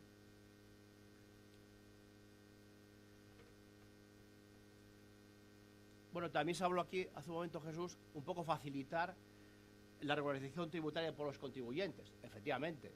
O sea, lo que yo creo que decimos todos en este caso, siempre ha dicho el REAF, que es que lo lógico es que los contribuyentes tengan facilidades para regularizar aquellas operaciones que no han declarado. Pero esto solo depende del coste. Como muy bien ha explicado Jesús, si a partir de un año el recargo es del 20% más intereses, se está acercando mucho a la sanción del 50% con la reducción por condonación y el pago automático. Luego, bueno, pues el contribuyente en esos casos probablemente espere a que le sancionen y que pase la prescripción. Bueno, pues yo creo que hay que facilitar que eso sea barato y además facilitar el pago de esas regularizaciones, porque yo creo que sí ayudaría a que en muchos casos los contribuyentes presenten declaraciones voluntarias resolviendo errores que han tenido en sus declaraciones, ¿no? Bueno, en relación ya con mejorar la imagen de las agencias tributarias, que yo creo que cada día es mejor, la percepción, yo creo que la agencia tributaria española, la del Estado, es cada vez mejor en el sentido de los servicios que da y cómo funciona, lo mismo también con muchísimas agencias tributarias, ¿no? Pero bueno, no está de más un poco seguir planteando este tema. Y por otro lado también fijar los objetivos de las agencias tributarias a largo y medio plazo, porque si no se hace así, si se hace muy al corto plazo, siempre se está focalizando sobre los mismos contribuyentes. Es decir, hay que mirar hacia el futuro, ver cuál es el camino que realmente nos da éxito para erradicar el fraude fiscal, y si lo haces muy a corto plazo, siempre estás persiguiendo a los mismos contribuyentes. Y eso, hombre, en fin, creemos que hay que cambiar esa dinámica, ¿no? Y otra cuestión que pensamos que es importante, ¿no? Es el seguimiento especial a los nuevos contribuyentes que entran en la economía en un momento determinado. Hay que tener en cuenta que esos muchísimos contribuyentes que entran en el sistema económico salen al poco tiempo. Claro, eso si no los tenemos controlados desde el punto de vista tributario, bueno, pues son un problema para el sistema. Primero, porque son competencia desleal, y segundo, porque no aportan probablemente la recaudación correspondiente. Luego, creo que un seguimiento especial para los contribuyentes que entran como nuevos contribuyentes, ¿no? Por supuesto, aumentar las acciones preventivas para determinados sectores, pues enviando cartas informativas, en fin, estando un poco atentos a esos sectores que siempre son conflictivos y que siempre un poco evaden su recaudación. Hombre, lo que se ha dicho aquí, lo que dijo Jesús también, en relación con el pago mediante medios electrónicos. Bueno, evidentemente, a medida que incrementemos los pagos mediante tarjeta, pues evidentemente el fraude va a bajar, ¿no? Y también entendemos que una manera de combatir el fraude sería el seguimiento de aquellos sectores tributarios que han estado sometidos a regulaciones tributarias de cierta envergadura. Hombre, hacerles un seguimiento en el corto plazo para que evidentemente no vuelvan a las andadas, ¿no? Es decir, que realmente hay sectores que, bueno, se les inspecciona y después se les vuelve a inspeccionar dentro de muchos años. Bueno, pues en ese interín a veces, bueno, pues tienen la debilidad de volver a caer en el fraude, ¿no? Pues por tanto yo creo que esto sería bueno que las agencias persiguiesen este tipo de fraude, ¿no? Bueno, por supuesto, intensificar la cooperación internacional, puesto que, bueno, como estamos viendo ahora, la información llega de muchos países y nos enteramos de muchas cosas, de mucha gente que tiene en ciertos paraísos pues muchísimas operaciones, y por tanto es bueno para todos los países, puesto que incrementa la recaudación. Bueno, en relación con los criterios claros y las normas claras, lo ha explicado perfectamente Jesús. Y bueno, y pues también intentar reducir los tiempos de resolución de los procedimientos de revisión, especialmente los económicos administrativos, y en ese sentido, bueno, pues darle más medios a esos tribunales para que saquen más rápido, en fin, esos miles y miles de recursos que hay en estos tribunales, ¿no? Por supuesto, intensificar actuaciones especiales de la economía sumergida con auxilio judicial, como se está haciendo ahora. Bueno, pues seguir en esa línea. Y en relación con la relación cooperativa, bueno, aquí distinguiríamos dos aspectos, el de las grandes compañías y el de las pequeñas y medianas compañías. En relación con las grandes compañías, con grandes empresas, bueno, pues mejorar un poco esa relación, ¿no? En el sentido de que aquellas compañías que cumplan un determinado código de buenas prácticas y presenten informes de transparencia, bueno, pues tengan una valoración de riesgo fiscal de sus operaciones de una manera inmediata, es decir, que puedan picar a la agencia tributaria y que les dé una información de operaciones conflictivas de una manera rápida y no meterse en una conflictividad no deseada. Yo creo que en este sentido esta relación cooperativa de grandes compañías con la agencia tributaria se debería de mejorar, ¿no? Y por último, respecto a las pequeñas compañías, bueno, nosotros lo que planteamos es que a través de las asociaciones y colegios profesionales de asesores fiscales, como es en nuestro caso, pues propiciar que se adhieran a un código de buenas prácticas y, en muchos casos, responsabilizarnos de algunas liquidaciones o algunas presentaciones de declaraciones o aspectos de las declaraciones que les puedan dar, en fin, que tengan autenticidad esas declaraciones y que reduzca la conflictividad con las administraciones tributarias, ¿no? Y explorando, evidentemente, bueno, pues lo que dice la legislación tributaria en el artículo 12.3, que es, bueno, pues la publicación de normas y su difusión para tener claros los criterios y las normas a aplicar en determinadas operaciones, ¿no? Bueno, estas son las reflexiones que tenemos. Y bueno, yo creo que estamos a vuestra disposición para lo que queráis, que bueno, yo creo que voy a dejar el sitio a don Valentín.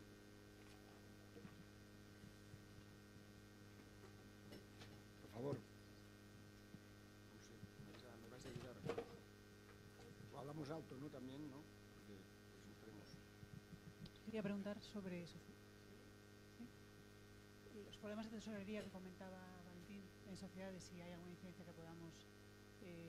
alguna novedad que se haya producido de cara a la campaña que se acerca, y si se prevé que con todo lo que tuvieron que pagar de más les va a salir a devolver muchísimo ahora, o con toda la subida que hay ahora se equilibran los dos factores de cara a lo que va a recaudar este año el impuesto y lo que ha previsto, que es bastante importante el crecimiento que ha previsto Hacienda. Y luego sobre el fraude quería preguntar si nos podéis hacer una reflexión sobre la sentencia constitucional de amnistía. Vosotros apuntáis en la medida 7, facilitar la regulación tributaria con costes sensiblemente inferiores a los de la regulación de la administración. ¿Dónde estarían ahí los lindes entre lo que para Hacienda la amnistía fue una regularización, un proceso de regulación especial, ¿no? Y si hay alguna otra medida que se ha propuesto, por ejemplo en Estados Unidos, esto de los no llaman los chivatos, estos delatores que luego son retribuidos o que os parecen a lo mejor que no son pertinentes ese tipo de medidas. Vale, son tres preguntas previamente sobre este tema. Hemos estado hablando con Luis, ¿no? Sobre el tema de la liquidez, la devolución de impuestos de sociedades, todo esto, la percepción que tenemos, ¿no? Que estábamos hablando antes. Y bueno, ahí yo creo que habría a lo mejor dos... ¿No se oye? Pues vamos... ¿Este no se oye? A ver. Sí. Coge este, coge este. ¿Sabes lo que pasa? Que igual es que está... Ahora sí, ¿no? Vale.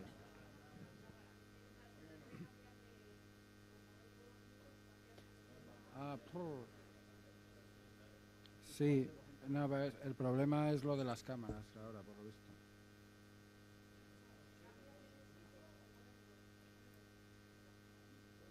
Me cambio de sitio casi, ¿vale? ¿Por qué no? Es que es un baile. No, pero no te levantes.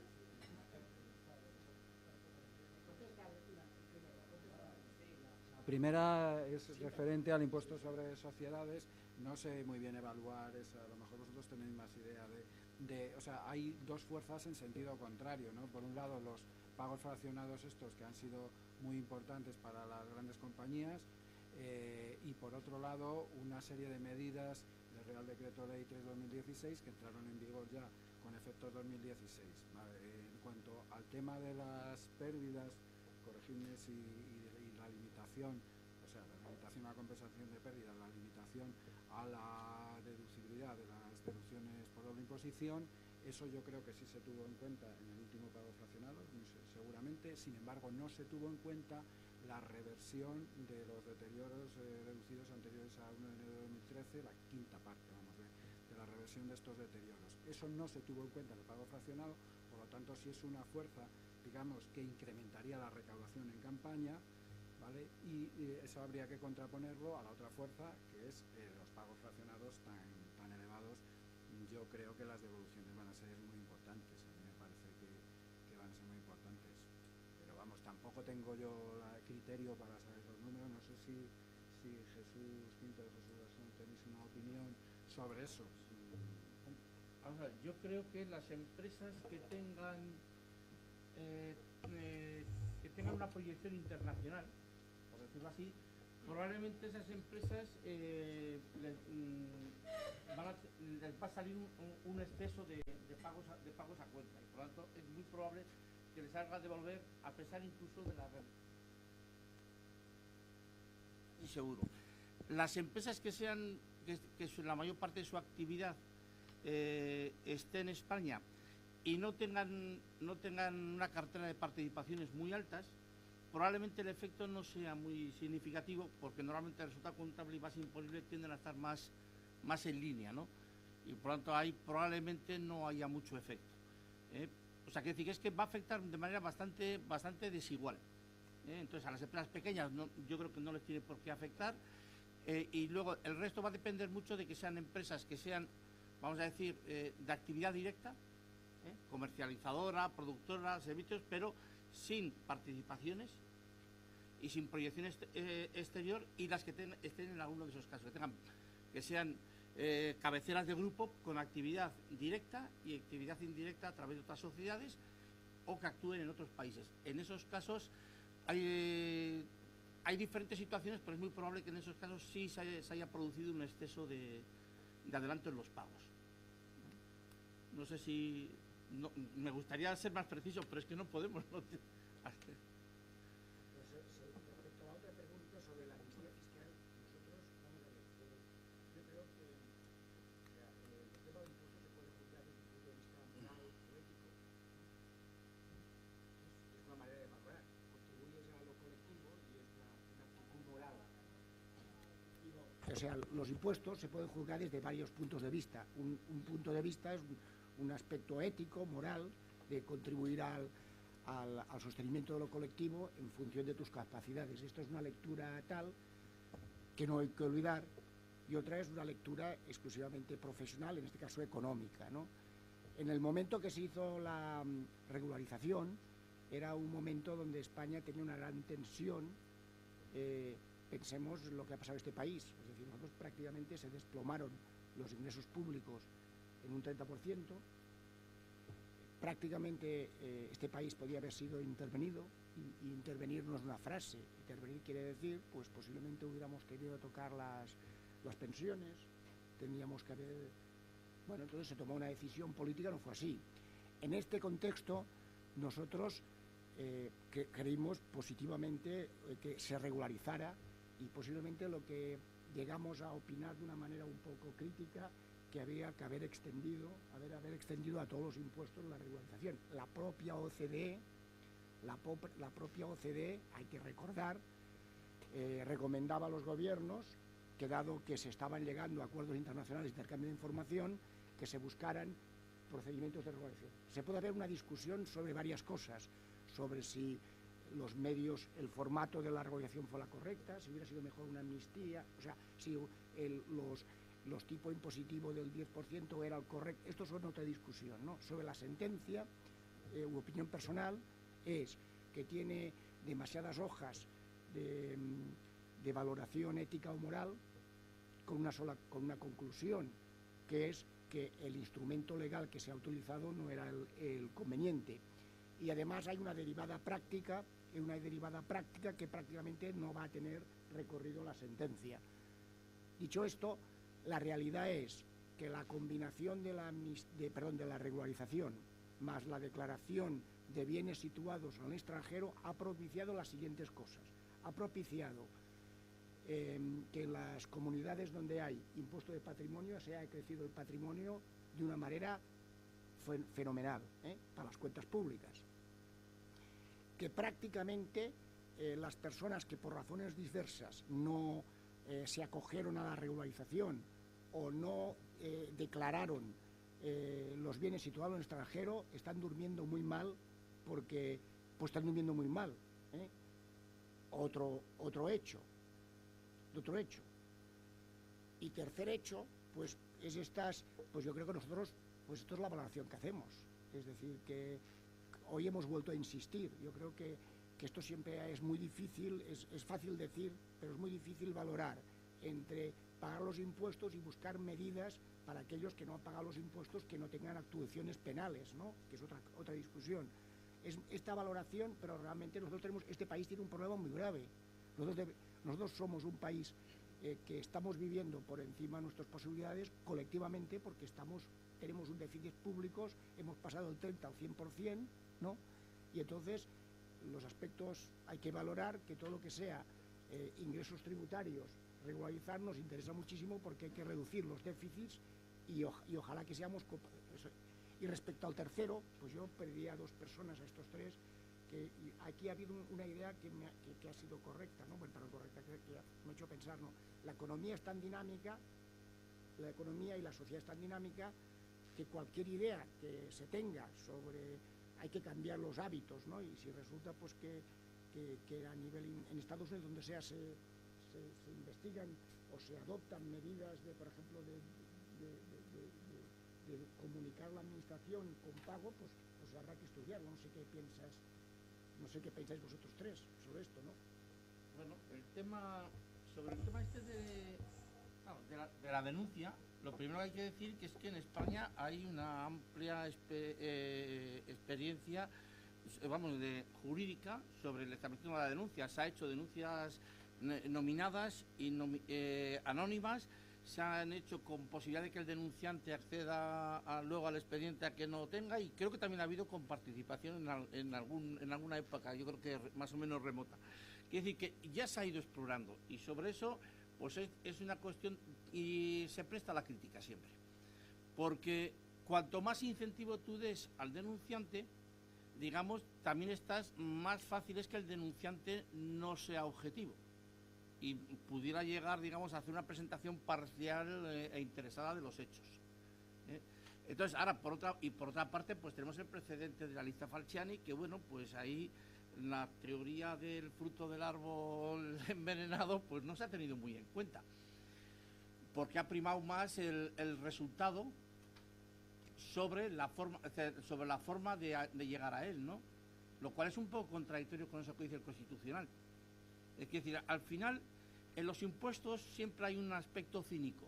Hay por una parte unos principios morales, que son los que te exigen contribuir al sostenimiento de las cargas generales, y por otra parte, como son impuestos, entonces la gente tiende a escapar. Y entonces y ahí muchas veces se llegan a situaciones un poco cínicas, decir, bueno, ¿qué es mejor? Ser muy digno, muy moral, y entonces el pecador no se arrepiente nunca y sigue pecando, o a cambio de perder un poco, consigo que vuelva al redil. Entonces, y en cada momento, y por lo tanto, a mí me parece que eso es una cuestión claramente, con todos mis respetos por descontado a nuestro alto tribunal, me parece que es una cuestión más política que jurídica. Aparte que creo que en la sentencia eso está mencionado casi una especie, lo que se dice técnicamente una especie de obiter dicta, es, bueno, y además, con lo cual dice, bueno, pues si además, lo que tienes que decir es que nunca se podrá regular una forma de regularizar, pese a que hay numerosos antecedentes en nuestro país, yo recuerdo unos cuantos, que incluso algunos de ellos han dado lugar al Constitucional y que no los considero inconstitucionales, lo cual hay una cierta contradicción, pero bueno.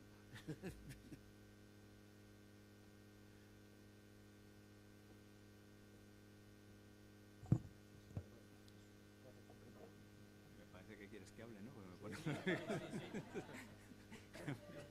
Me daba la impresión al ver los micros delante. No, vamos a ver. La denuncia efectivamente existe en España en el ámbito tributario y es una denuncia no retribuida. Hay una especialidad que es con el incumplimiento de la limitación de pagos en efectivo, que tampoco es que sea retribuida, pero te exonera de responsabilidad. Es decir, claro, la operación en la que se sobrepasa el límite intervienen dos partes y entonces pues el que denuncia queda exonerado de responsabilidad que le pasa al denunciado, ¿no? Entonces esto, bueno, pues está funcionando razonablemente y yo creo que es pacífico. Quizá lo que te referías de diferencia con otros países y con Estados Unidos es la posibilidad de que agentes de la administración tributaria hagan operaciones de incógnito. Es decir, que vayan a determinados comercios o a determinados negocios y vean si se está emitiendo factura, no se está emitiendo factura, pero haciéndose pasar por consumidores.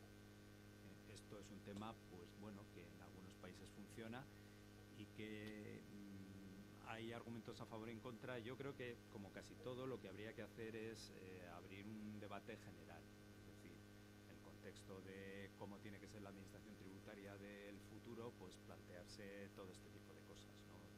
Los temas de policía fiscal, los temas de actuaciones de incógnito, los temas de denuncia, pero verlo como un paquete completo, porque el cortar y pegar de lo que hacen en otros países, pues en general encaja regular en nuestro sistema, ¿no? Y sobre el asunto de la regularización, pues simplemente puntualizar que lo que se dice en el documento es que hay que reflexionar sobre las medidas que ya existen de siempre en la Ley General Tributaria, es decir, sobre el régimen de recargo por presentación extemporánea y el régimen sancionador, porque si se acercan demasiado los dos regímenes, en ese caso se crea un desincentivo a regularizar voluntariamente.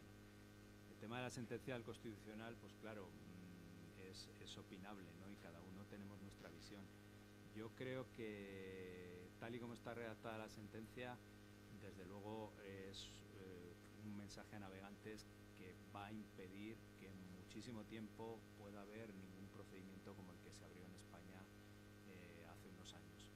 ¿Por qué? Porque el Tribunal Constitucional, aunque sea de aquellas maneras y no entrando demasiado en el fondo del asunto, porque ya ha decidido que el decreto ley es inconstitucional por razones de forma, dice que esa tributación por un 10% teórico afecta a la capacidad de contribuir, y la capacidad de contribuir está especialmente protegida y no es una materia susceptible de que pueda ser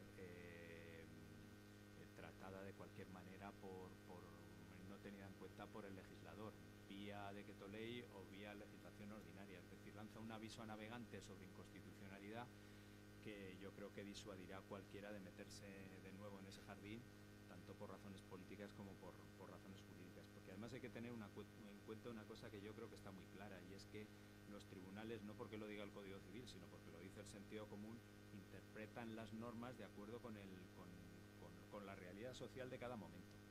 Y en estos momentos la tolerancia fiscal la tolerancia social con el fraude fiscal, con la corrupción, etcétera, es muchísimo menor de lo que era hace unos años. Si esa tendencia sigue, pues evidentemente los tribunales cada vez van a ser más duros, ¿no? Con lo cual yo creo que en este momento es una puerta cerrada. Ahora, cómo evolucione la sociedad dentro de 20 años no lo sabe nadie, pero a mi juicio sería una auténtica temeridad que alguien intentara en el futuro avanzar en esa vía, por razones políticas y jurídicas. Pero los efectos prácticos de la sentencia... No, bueno, eso es otro tema, claro. Los efectos prácticos de la sentencia pues es que salva las situaciones de regularización efectuadas de acuerdo con la normativa entonces en vigor, y bueno, pues pueden surgir algunas dudas por respecto de asuntos, digamos, muy tangenciales de flecos. Por ejemplo, pues en esa normativa se trataba de cosas tales como las titularidades de los bienes que afloraban, porque claro, a veces las titularidades que aparecían en los registros extranjeros no coincidían con la realidad. Entonces, bueno, pues el quien haya hecho actuaciones al respecto, pues en este momento dice, pero la norma es inconstitucional o no, pero no en cuanto a la regularización, sino en los efectos futuros de una cosa tan fundamental como si soy el titular a efectos de la legislación española o no lo son. Es decir, que jurídicamente hay algún fleco que analizar, pero desde luego las regularizaciones practicadas son firmes e intocables, eso no hay duda. ¿Qué más?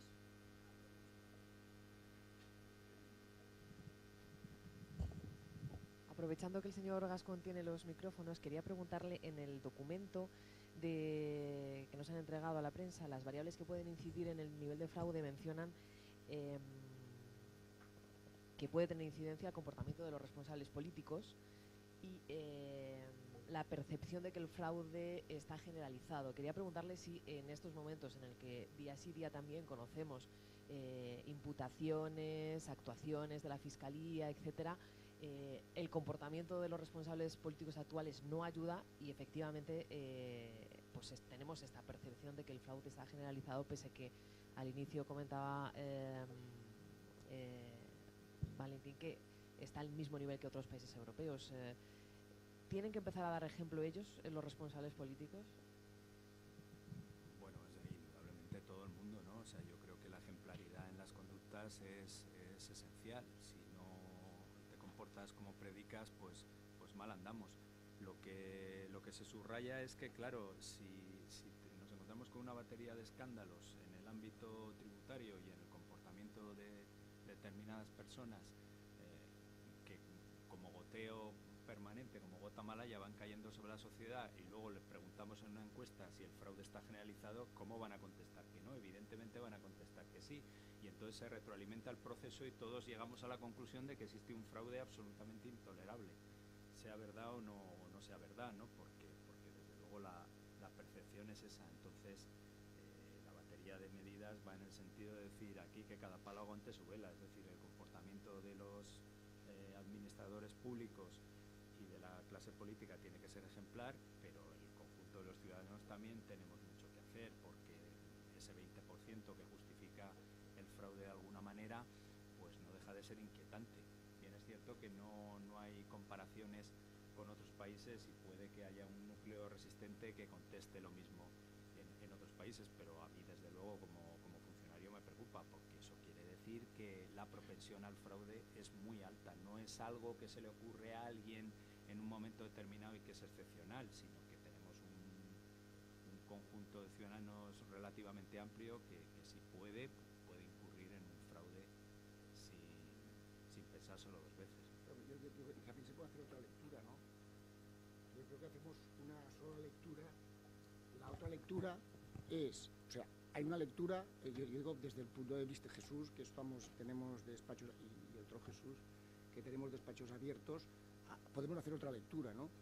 Una lectura es, este país, pues hay mucha corrupción, tal, que es lo que responde el 20%, pero la lectura es, escúchame, aquí independientemente del estatus de las personas, independientemente de la proyección social, pues resulta que quien la hace se mete en un lío. Y yo os puedo asegurar, y no sé si Jesús estará de acuerdo, que realmente esto tiene una parte muy positiva de el hecho de que hayan pasado por la presión determinadas personas y dimisiones y tal. Prácticamente hoy cualquier empresa profesional, pues, digamos, hay una sensación de que esto tiene consecuencias cuando la gente se pasa de la línea. Yo creo que esta es la lectura que hay que hacer. Se me olvidó decir una cosa que es divertida, y es que las encuestas, claro, también hay que tomarlas con cierta cautela, porque cuando se hacen preguntas de control a la gente, las respuestas son muy significativas, ¿no? Entonces una de las preguntas es, ¿usted cree que existe mucho fraude en España? Y te responde todo el mundo que sí. La siguiente es, ¿y en su entorno? Y entonces cae el porcentaje en picado. Entonces, bueno, pues vamos a ver, si usted no conoce a nadie que defrauda, porque me dice que el porcentaje es muy alto, y dice, no, porque es que se ve en el ambiente, ¿no? Entonces, bueno, una cierta cautela en la interpretación pues también es necesaria.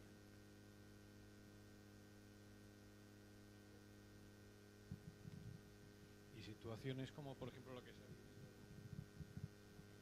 que se ha vivido con el impuesto de plusvalía municipal, donde hace años que los ayuntamientos, la CEM venía diciendo que había que cambiar la ley porque era injusta, y se ha dejado pasar años y se ha dejado, bueno, que la gente pagara por una plusvalía que no existía. ¿Eso qué valoración tiene para el fraude?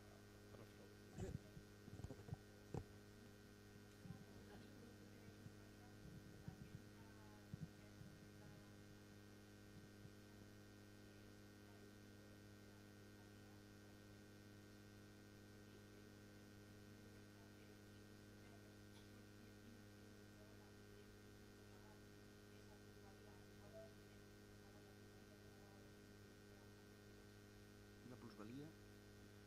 Bueno, Todo ya lo la- que toca en la corrección monetaria. vamos a ver, yo creo que aquí lo hemos dicho 40 veces. Vamos a ver, nosotros tenemos una estructura de impuestos determinada que es muy tradicional, y hemos tenido una eclosión, digamos, de Estado, yo siempre digo federal, ¿no? De estructura federal, y por otro lado hay unos cambios, digamos, económicos que son totalmente nuevos, ¿no? O sea, que los terrenos, las viviendas siempre subían de precio, pues ahora estamos en un mundo totalmente diferente, donde no hay inflación, o sea, todo esto mezclado.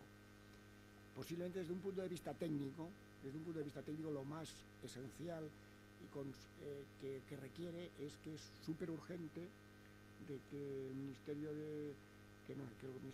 de Hacienda y Presupuestos pues haga un formato de fiscalidad, de financiación autonómica y por tanto de fiscalidad autonómica y de fiscalidad local. Si esto no lo hacemos, si esto no se hace, y no es fácil, o sea, es muy fácil pedir, pero hay que ponerse en la posición del gobierno y del ministro. Si esto no se hace, las complicaciones técnicas, las tensiones, digamos, territoriales, la demagogia, pues esto irá en aumento. En este propio informe de recomendaciones de la Unión Europea, los que hacen semestralmente, siempre están con el tema de la fiscalidad medioambiental. O sea, todo este tema de estos impuestos un poco formales que vienen casi son decimonónicos, de ITPs, actos jurídicos documentados, plusvalías, todo este tipo de cosas, que era un mundo donde no se pagaba impuestos a la renta y donde se tributaba fundamentalmente cuando ibas a un notario, y fundamentalmente era cuando era bienes inmuebles, porque era la manera de coger y hacer tributar a las personas. Esto no corresponde a la realidad, con lo cual es súper urgente pues que se ponga encima de la mesa un nuevo modelo de financiación autonómica, que implica un nuevo modelo de fiscalidad autonómica, y esto implica necesariamente, porque si no, esto es nunca terminar. Sobre este tema de los ayuntamientos, bueno, posiblemente también es muy fácil decir, escúcheme, yo voy liquidando y sé que esto va a haber una sentencia o ya hay precedentes y sigo liquidando. Pues en las ordenanzas municipales ustedes podrían haber bajado los tipos en función de la ley, ¿no? O sea que yo creo que lo que es imprescindible es un nuevo modelo de financiación autonómica, fiscalidad autonómica y local, porque si no esto se va a ir complicando, y especialmente por la realidad económica y el papel, y que sin inflación y con el tema, no siempre las ventas de inmuebles conllevan a incrementos. No sé si te hemos contestado, pero esto es así.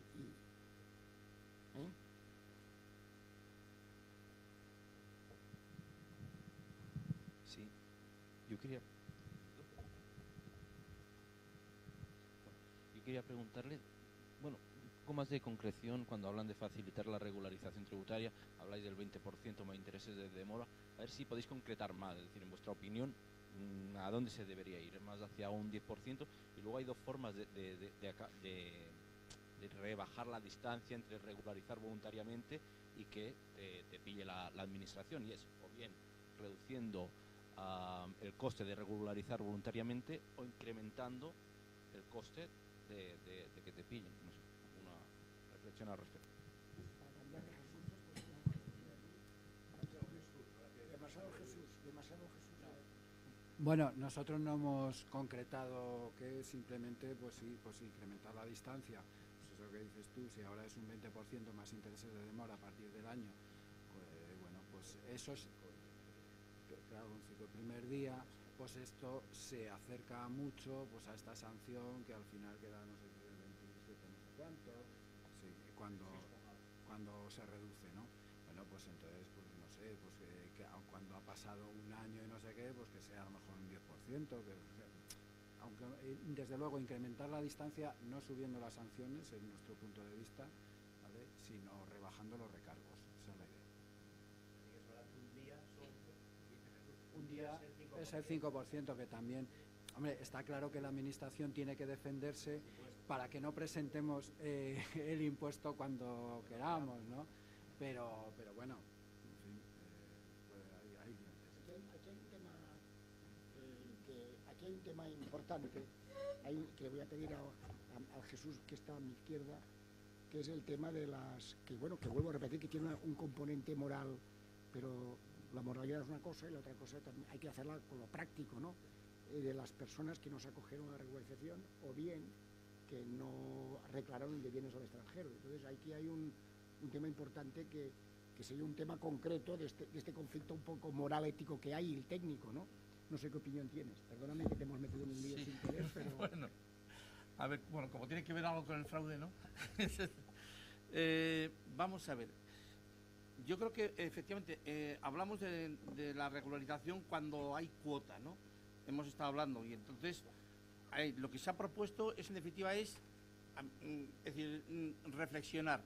Tenemos que, es decir, no es lo mismo cuando estaban los intereses al 7, al 8%, que ahora que están prácticamente al 0, al 1, al 3 el tipo de interés legal, ¿no? Entonces, claro, un 10% que a lo mejor en aquel momento podía parecer razonable, ahora no lo es, ¿no? Entonces, quiero decir, y porque vuelvo a lo que decía antes de que hay que ser un poquito cínico, es decir, a ver, si tú a base de darle una pequeña ventaja a una persona que no cumplió del todo bien sus obligaciones tributarias, esa persona regulariza, se te integra al sistema prácticamente sin que tú tengas que trabajar, vamos, es decir, eso te compensa probablemente el descuento que, vamos a hablar en términos comerciales, el descuento que le haces. Por eso digo que en ese sentido yo creo que hay que tenerlo en cuenta. Pero, ¿y cuál es el límite? Pues es que eso es una cuestión al final pues de debate social y político, es decir, probablemente... sí, pero ahora entro en ello. Sobre el tema de las... Dame 30 segundos. Entonces, quiero decir que ahí habrá que hacer y probablemente unos dirán pues que el 10% es mucho y otros dirán que es poco. Bueno, y probablemente a lo mejor habrá que llegar a reformar, de verdad todo el sistema de declaraciones extemporáneas, donde hay más cosas que esa, está el tema de la interrupción de la prescripción, hay más cosas. Ahora bien, frente a eso, luego hay cuando no hay cuotas. Es decir, ya habéis visto que os habéis hecho eco en alguna ocasión de gente que si presentó en la declaración de bienes en el extranjero, el modelo 720, que si no lo presentó el primer año, pero que lo presentó el segundo. Y dice, no, pues entonces ya no le vale. O sea, que hay una especie de pecado original que sería no lavable por los siglos de los siglos. Amén. Pues, no sé, me parece, yo creo que vamos a lo mismo. Oiga, si esa o porque lo presentó fuera de plazo. Bueno, eso afortunadamente los tribunales han dicho que el hecho de presentar fuera de plazo no excluye. Con lo cual, fijaros que, entonces, si una persona presenta la declaración fuera de plazo un día antes de que la llamen a inspección, estaría salvada, pero si lo presenta un día después, no, porque ya había actuación inspectora que ha interrumpido. Es decir, a ver, tenemos que, vuelvo a decir lo mismo, es facilitar que todos contribuyamos. Yo estoy deseando que haya gente, que yo me veo como el denominador de una fracción, en la que arriba está lo que hay que recaudar y debajo estamos los que pagamos impuestos. Yo lo que quiero es que haya más gente que lleve ese paso, ¿no? Es decir, y así llevaría un poco menos de peso. No sé si me he explicado. Entonces, Pues efectivamente, y hay, porque es que usted no se dio de alta en el censo de no sé qué, y como no se dio de alta en el censo de no sé qué, entonces ahora no tiene la devolución, no se la haga ahora, sino se la hago dentro de 15 meses.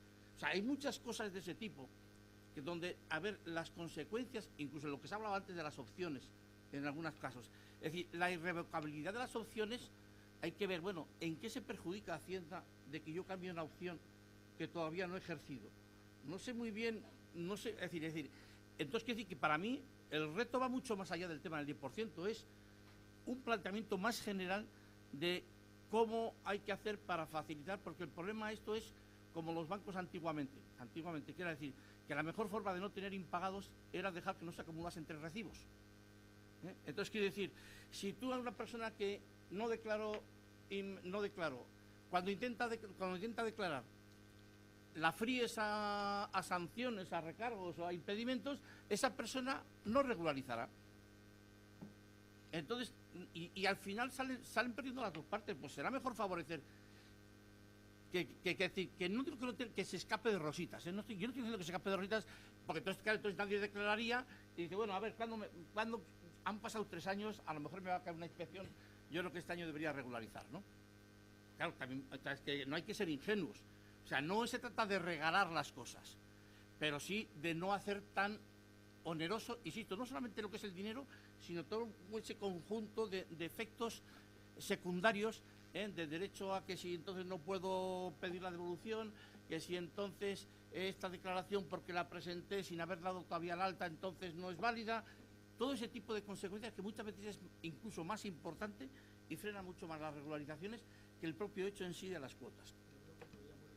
Digamos que estamos en esta mesa, desde diferentes puntos de vista, hay un hecho concreto. Las personas que no se acogieron a la regulación la declaración de bien o de extranjero por razones diferentes, que no hay temas penales especiales, ¿no? La situación actual es ilógica. No, es absurda, porque por una cosa que hiciste en un momento... Y esto yo creo que es un tema que ya nunca más. Que hay un consenso técnico evidente, y yo creo que lo razonable sería que se buscara una vía que fuera razonable, que nos interesa a todos. Una sanción por fuera de plazo y ya está. O sea, que sí, que fijaros que, vamos, por mi parte, y yo creo que el compañero de la mesa también, no estamos diciendo que se regale dinero, pues, o sea, que no, pues, y que se, digamos, y que no cumplir las normas salga casi gratis, no, pero que tiene que estar proporcionado. ¿Qué más? Yo tenía 4 preguntas. Por un lado, quería saber, no sé si son cosas muy distintas y no se puede hacer un paralelismo, pero no sé si creen que la sentencia de la amnistía fiscal puede tener alguna influencia sobre el cuestionamiento jurídico del modelo 720 por el tema de la seguridad jurídica y tal. También quería saber como han cotejado varios estudios sobre economía sumergida y tal, en los estudios de Schneider se ve que España reduce la economía sumergida en los últimos años. No sé si eso es porque a lo mejor se ha reducido el fraude, si la amnistía fiscal ha podido tener algún efecto, a las horas 40.000 millones, no sé, bueno. Luego también quería saber, Jesús Garcón ha dicho que Bruselas está empezando a legislar en base a las estimaciones que hace de fraude del IVA. Quería saber si se podría ahondar un poco sobre esto, cómo nos puede perjudicar los estudios que hace la Unión Europea de esto. Y luego lo último era sobre lo de los impuestos. Sale que 7 de cada 10 empresas tienen bases imponibles negativas. Y no sé si esto tiene más influencia por el lado de que hay muchas inactivas, como han mencionado, o que también hay cierto fraude en esto también. Gracias. A ver, Luis, ¿a qué contesto? A lo que quieras. A las 4. A las 4 parece mucho, no sé. A ver, yo creo que, es una opinión personal, yo creo que la sentencia sobre la regularización tributaria especial nada tiene que ver en principio con todo esto que veníamos hablando del modelo 720. Tiene la relación que tiene 720 con la amnistía fiscal, en cuanto que digamos que la amnistía era la zanahoria para regularizar y el 720 era el palo, en el sentido de decir, oiga, mire, que si usted no regulariza, va a tener un problema a futuro muy grave, ¿no? Pero yo creo que hasta ahí. En cuanto a Schneider y por qué España reduce el fraude fiscal, permitidme que sea Jesús, que es el que tiene muy estudiados los estudios de Schneider, que te conteste, ¿no? En cuanto a lo que decías de la legislación de fraude fiscal sobre IVA, que bueno, lo decía Jesús, pero eso sí me lo sé, vamos, la idea. Y además yo creo que lo dijiste tú en la exposición. Eso es que simplemente hay un proyecto de directiva en la que se establece la posibilidad de que determinados países soliciten la generalización del mecanismo de inversión del sujeto pasivo, que es un mecanismo, digamos, antifraude, que aquí lo tenemos para determinadas operaciones, precisamente para reducir el fraude en las mismas, ¿no? Y que esencialmente es que el destinatario de la operación es el que ingresa el IVA, ¿vale? Entonces, para que un país pueda implantar este sistema generalizado de inversión de sujeto pasivo, uno de los condicionantes que se da es precisamente que esté en un nivel de gap superior a cierto parámetro, ¿vale? Es eso. Y en cuanto a esto de que 7 de 10 compañías tengan base negativa, yo creo que más que fraude, porque en estas compañías seguramente, vamos, no sé, habrá algún componente de fraude, en todo caso será un fraude también digamos, de subsistencia, por decirlo de alguna manera, o de baja intensidad o de baja cuantía, pero yo creo que esto está mucho en relación que son empresas inactivas y que yo creo, no sé por qué, tengo la percepción de que muchos son empresas que no se liquidan cuando se tenían que liquidar, ¿sí? Y se tienen ahí, bueno, o porque da miedo liquidarlas porque entonces viene la inspección y me ve el pasado, o simplemente pues porque la tengo ahí, algún día a lo mejor la regenero, o porque tiene unos costes también todo esto de liquidar. Y le queda una pregunta a Jesús, que no se escape, sí, lo de Schneider. Sí. Lo de Schneider. Vamos a ver.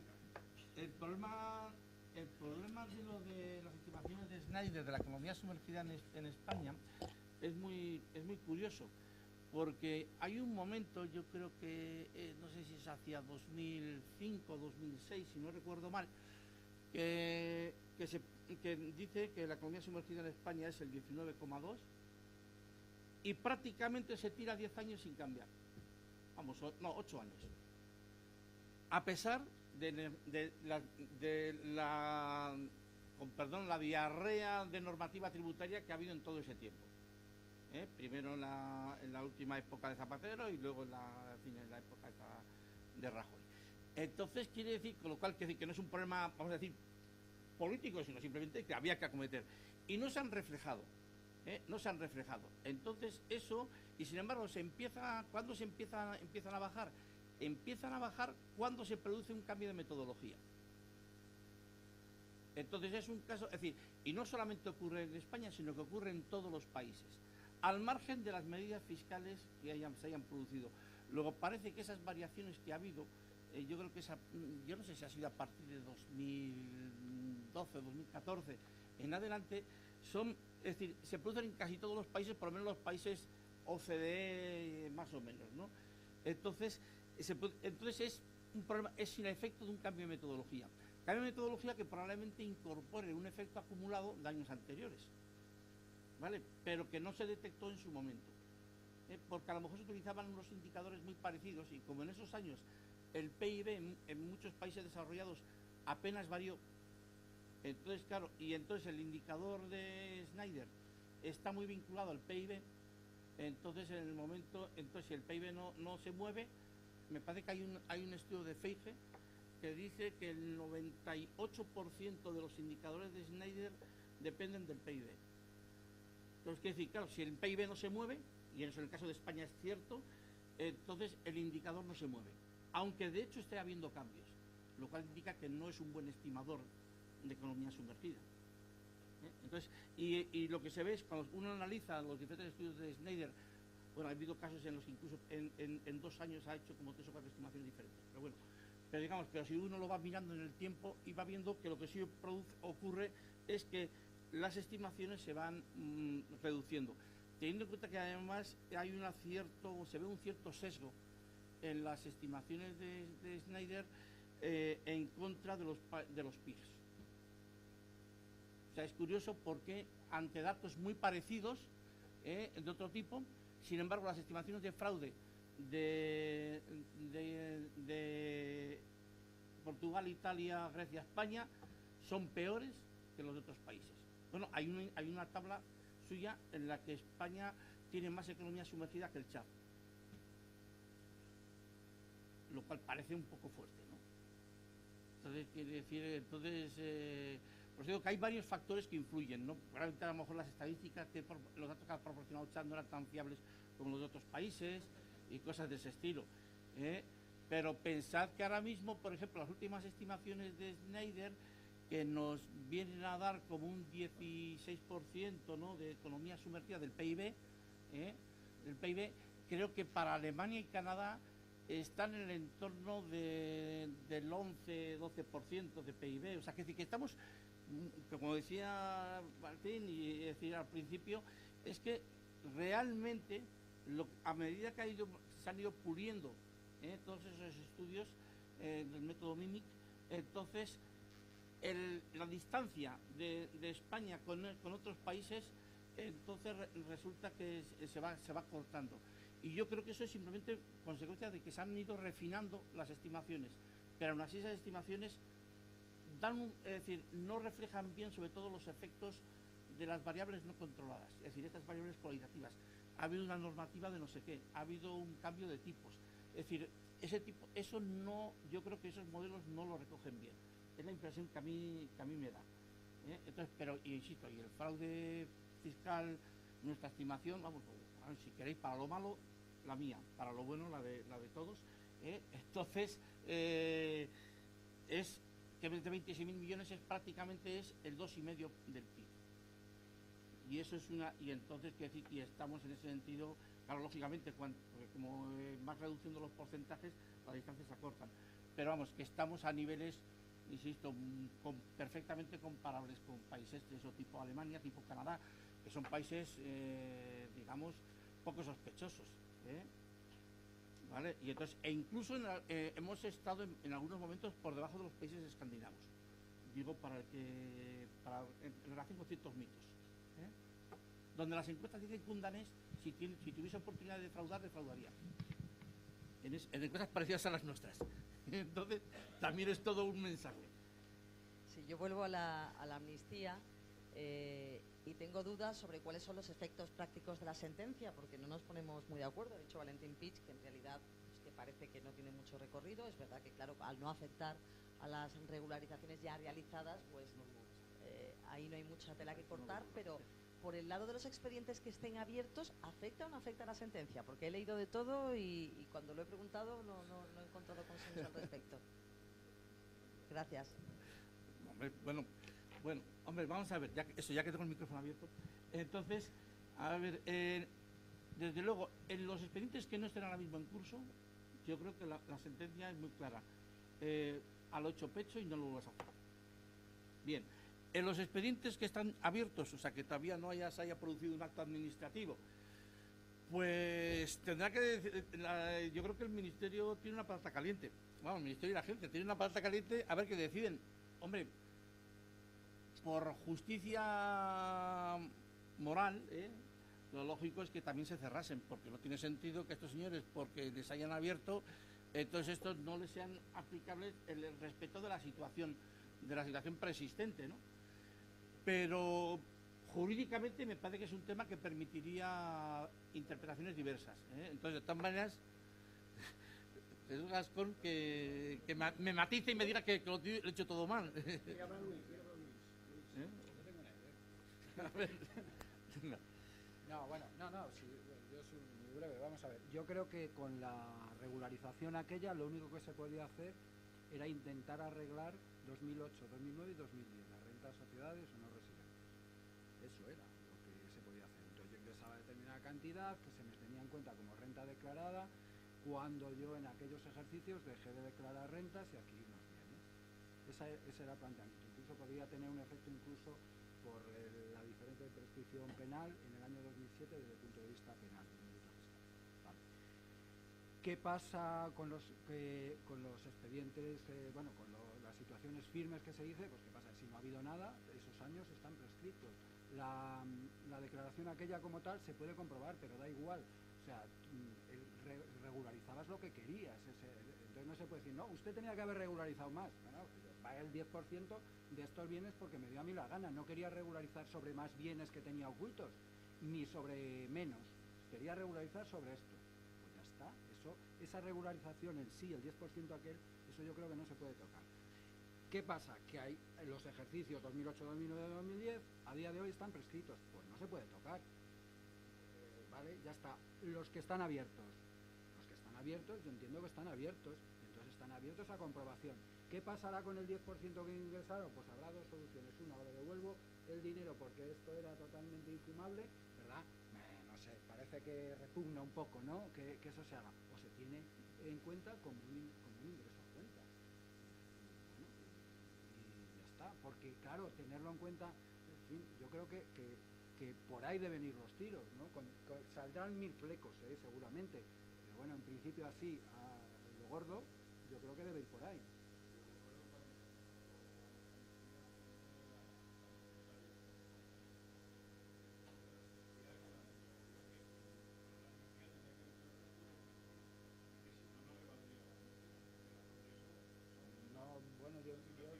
No me suena, ha pasado mucho tiempo de aquello, pero no me suena nada eso. O sea, eso, lo que pasa que claro, si a ti te descubren, tú has regularizado, tú con una renta no declarada te compraste un piso o un piso de 200.000 euros. Muy bien, pagué 20.000, perfecto. Llegan, me ven el año 2008 y dicen, pero bueno, si usted tiene aquí una renta de 200.000 euros, no, ningún problema, yo es que ya he regularizado. No, es que usted tiene una renta de 400.000 euros porque además de ese piso se compró otro no sé dónde. Muy bien, pues ya he regularizado 200.000. Regularice el resto, 200.000 a tipo de renta. Esa es la idea que yo tengo.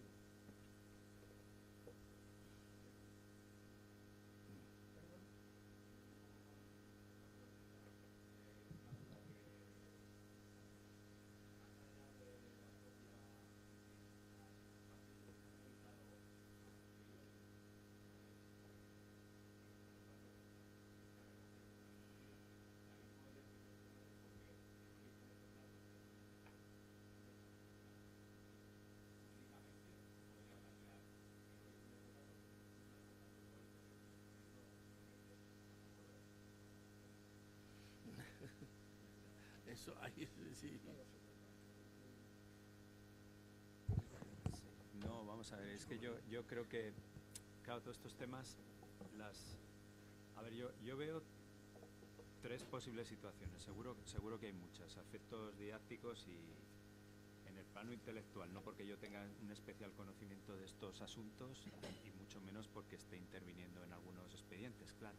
Vamos a ver, la situación 1 es el contribuyente que en su día regulariza y en estos momentos no ha tenido ninguna noticia de ningún tipo de la administración tributaria. Su regularización es completa y esos ejercicios fiscales están absolutamente cerrados. La situación 2 es el contribuyente que regulariza y luego la administración tributaria llega a la conclusión de que esa regularización es incompleta. La fuente de información que tiene la administración para llegar a esa conclusión evidentemente es distinta de la que motivó la amnistía fiscal, porque si no, bueno, con lo cual no hay ningún problema de que quede contaminada esa prueba que está utilizando la administración por el hecho de que la amnistía sea inconstitucional. Bueno, entonces, ¿qué sucede? Que en esa regularización que puede practicar la administración no se está discutiendo en absoluto lo que él ya declaró, porque lo que él declaró fue cerrado. Él dijo, yo quiero regularizar esta parte y esta otra parte no la regularizo, ¿vale? Entonces la parte que está pendiente de regularización es una regularización normal y corriente de IRPF, de sociedades o del impuesto sobre la renta de no residentes. Es decir, es como cualquier otra actuación tributaria de las normales que realiza la inspección. Entonces ahí se plantearía, en su caso, cuando tengamos la liquidación a practicar al contribuyente por lo que no regularizó, si se tendría en cuenta lo que pagó, pues como ingreso a cuenta por la amnistía fiscal. Ese sería el único tema, porque no tendría ningún sentido devolverle ese dinero y luego exigírselo por el otro lado. En fin, yo creo que es un asunto cerrado. Y luego queda una tercera posibilidad, que yo no sé si es más teórica que real, que es que en ese modelo de regularización que presenta el contribuyente, que era el modelo 750, pues haya un problema, porque descuadran los datos, porque hay una valoración que no se acaba de entender, y entonces que la Administración haya actuado, pero solamente respecto de esa propia declaración. Entonces, bueno, pues en ese caso, efectivamente, estaría el procedimiento abierto en relación con una regularización, con una declaración para regularizar presentada por el contribuyente, que se hizo de acuerdo con una norma inconstitucional. Bueno, habría que ver qué pasa en ese caso concreto, pero es que yo tengo hasta dudas de que exista alguno, porque lo normal es que la discusión sea si usted regularizó todo o no regularizó todo, no si se equivocó aritméticamente al presentar la declaración.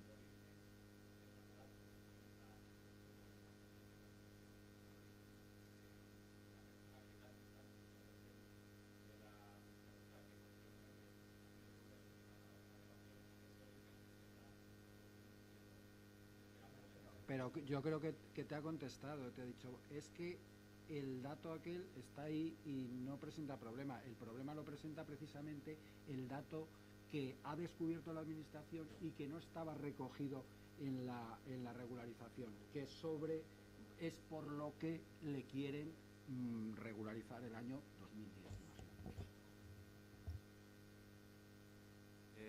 Es válida a efectos jurídicos. Evidentemente la explotación de esa información también lo es.